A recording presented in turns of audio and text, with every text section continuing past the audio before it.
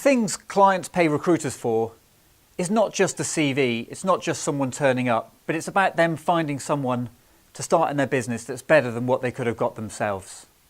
And to this aim, the first thing you need to master when you first start in recruitment is what a good candidate is. Now, what a good candidate is will depend very much upon the nature of your client, the nature of your organisation's specialism, and how you aim to differentiate yourself from everybody else.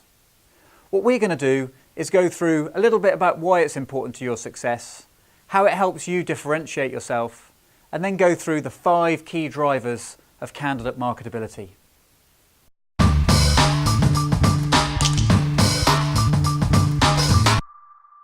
Knowing what a good candidate is absolutely critical for you to build strong relationships with your clients.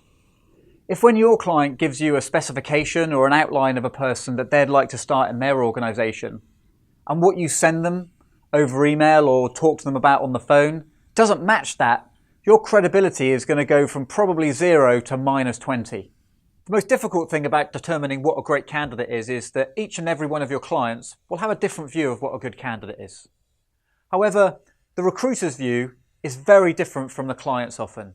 The reason being is that we don't determine a great candidate just upon their skill set or whether we like their interpersonal skills. The 5 skill sets that is really important for us to consider is firstly, where is their location in terms of where they live and where are they happy to travel to? The reasons this is important is that the further your candidate will travel, the more vacancies and roles that you'll be able to put them forward to. An important thing for you to remember, however, is that you've got to be able to prove that they can turn up to the job, not just for the interview, but they can turn up every day. So as a rule of thumb, location generally means about an hour's of travel. If they can't prove that they've done more than an hour's of travel to and from work every day, I would have questions as to whether they're going to be able to commit to that long term. The second area that makes a good candidate is the realistic expectation in terms of the rate or the salary that they're looking for. If a candidate is looking for the same money that they were on yesterday, then if that's a fair rate before, then it's going to be a fair rate today. The challenges that come are when candidates are expecting a rate that's over and above their skill set would demand.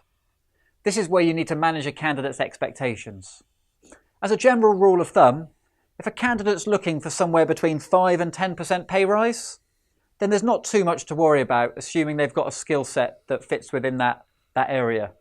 If they're looking for any more than sort of 15 or 20 or 30% pay rise, then you need to have serious concerns about whether the candidate's actually going to be able to achieve that. And your role as a consultant is to make sure that you work with a candidate to try and manage their expectations suitably. Failure to do this will mean when it really counts, you're going to get a candidate that's going to pull out of a vacancy for a rate that the market was probably never ever going to pay, but you're the one that's going to be left letting your client down with a bad reputation and no money to talk about that's on the board. The third area of candidate marketability is not only their technical discipline, but their soft skills. So the technical discipline refers to their level of qualification, but also what they do in their job day to day. So what are their system skills like? What are the technical attributes that make them successful? The important part of being a specialist is that you're able to differentiate one candidate from another candidate because you've seen many candidates that do those things. Even if you specialise in doctors, where you might think a GP is a GP, the reality is that they'll have a different set of skill sets depending on where they've worked, whether they've worked in a GP practice, whether they've worked in prisons, or whether they've worked in social care. From a soft skill perspective, you've got to be thinking about how do those skills that they've got technically and how do they actually deliver those in the business. More and more now, it's not just about your technical skills, but it's about how you can execute those skills within the business, whereby you build relationships with people. So asking people not just about what they do, but how have they taken what they do to the business in order to facilitate change. The more senior someone gets, the more important it is that they're able to take what they know and then translate that to people that aren't specialists in that area. The fourth area we're going to look at is about the candidate's ability to work in a certain type of organisation and willingness to do a certain type of role. We may be really up to date on what that candidate can do, but the most important thing in marketability is whether the candidate's still willing to do it. I generally work on a principle that if a candidate's looking to do 75% of their old job and 25% new and development type stuff, then they're a very marketable candidate because most people are going to look to hire someone that's going to want to progress. When that balance gets to 50-50, clients are going to be a bit more reticent to hire someone where they can't really do 50% of the job, and they're going to take time to be able to do that. When it gets to 25% old job and 75% new job, it's really unlikely you're going to get clients to do that. The only caveat on this is that in a really tight candidate market, clients are often forced to take candidates that can grow into roles rather than can do roles today.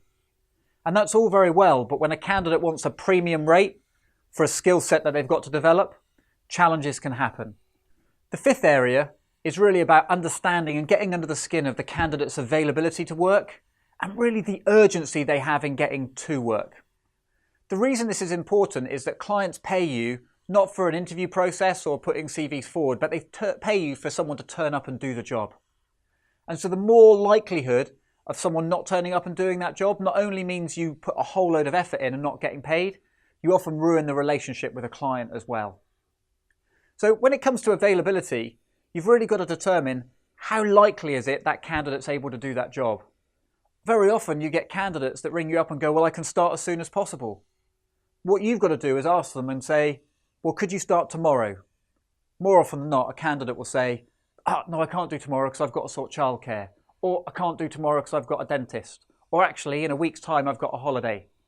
So it's really important that you determine what day can a candidate actually turn up and start work. In disciplines and specialisms like the medical profession or social care, when you've got candidates that may have to work 24 hours a day or 7 days a week, it's really important that availability stretches not only to the day that they can work, but the shifts they're happy to work as well. Because not everyone's happy to work 5 in the evening to 3 in the morning on a short-term notice. And when it comes to desire to work, only you can judge as to whether that candidate really wants to work. The greater the need they have to get into work, the greater the likelihood that they're going to flex on location, rate, the technical skills that they've got, and the role that they're willing to consider. So let's quickly summarise on the 5 key drivers of candidate marketability. First thing, location. Where does the candidate live and where are they happy to commute to on an ongoing basis? Rate and salary. What rate do they want and how realistic is that against the market benchmark? When it comes to technical skills, don't just focus on the technical skills that they can do. Ask them how they've applied those to influence the business. Role and organisation is not about the job they can do, but where are they willing to do it and what type of organisation are they looking to do it in? And lastly, but not least, what is their urgency to get into work? The greater the level of urgency, the greater the level of flexibility they're going to have.